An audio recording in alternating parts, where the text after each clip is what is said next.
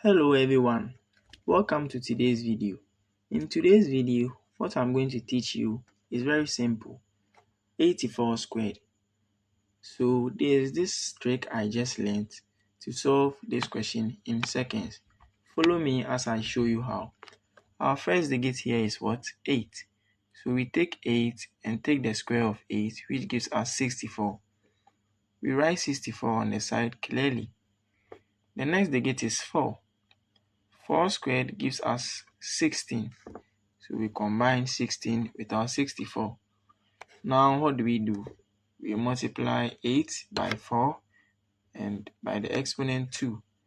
So we just do it this way. 8 times 4 giving us 32.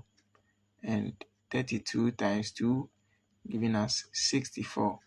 So we write our 64 here and add a 0 and sum it all up. 6 plus 0 gives us 6. 4 plus 1 gives us 5. 4 plus 6 gives us 10 by the 0 and we bring 1 here. 6 plus 1 gives us 7. So now we have 7,056 to be the value of 84 squared. Thanks for watching this video and don't forget to subscribe and like. See you next time. Bye bye.